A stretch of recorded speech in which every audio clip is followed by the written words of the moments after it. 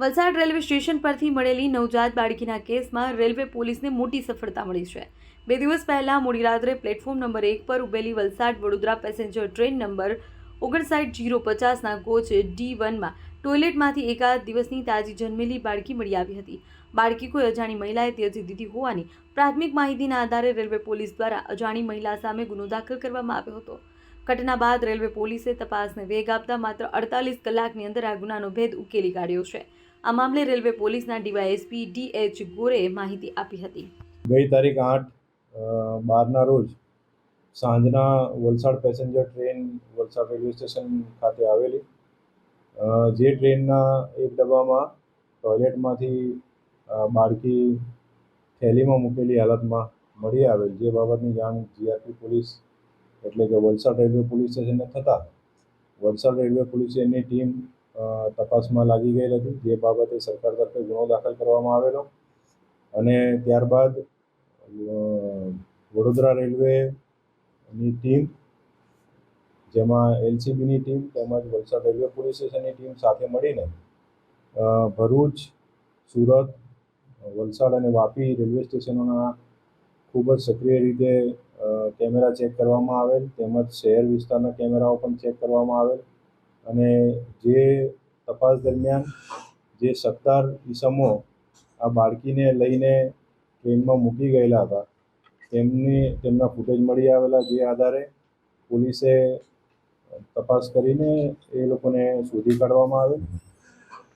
આ સમગ્ર તપાસમાં CCTV ફૂટેજીસ એટલે કે ઇલેક્ટ્રોનિક ડિવાઇસીસ તથા જે હ્યુમન ઇન્ટેલિજન્સ છે એની તપાસનું આ એક ઉત્તમ ઉદાહરણ છે, કારણ કે આ તપાસ દરમિયાન જે વલસાડ અને વાપીના જે સામાન્ય પ્રજાજનો છે તેમના તરફથી જે પોલીસને સહકાર મળ્યો છે અને એમના તરફથી જે અમને તપાસમાં મદદ મળી છે, જેના કારણે આ આરોપીઓ સુધી પોલીસ પહોંચવામાં સફળ રહેલી છે।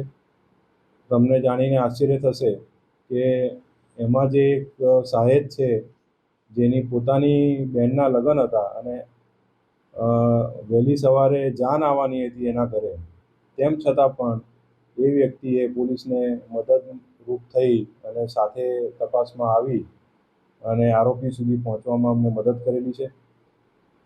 આવા જવાબદાર નાગરિકોની મદદથી અને પોલીસે તપાસ યોગ્ય દિશામાં કરી આરોપીઓને પકડી પાડવામાં આવેલા છે।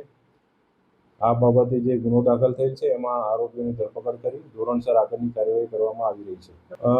બાળકી જે છે એ જેનું જન્મ થયેલ છે એ બાળકી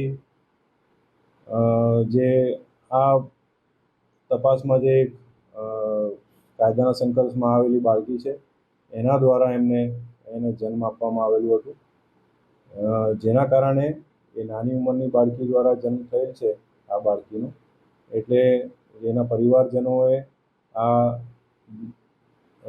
નવજાત જે બાળકી છે એને ત્યજી દેવાનું નક્કી કરી અને ટ્રેનમાં મૂકી દેવામાં આવેલી હતી। ચાલુ ટ્રેન દરમિયાન એને આ લોકોએ મૂકવામાં આવી છે। એ લોકો ભરૂચથી ટ્રેનમાં બેઠા હતા અને સુરત પછી એને વલસાડ આવતા પહેલાં એને બાથરૂમમાં મૂકવામાં આવેલી હતી।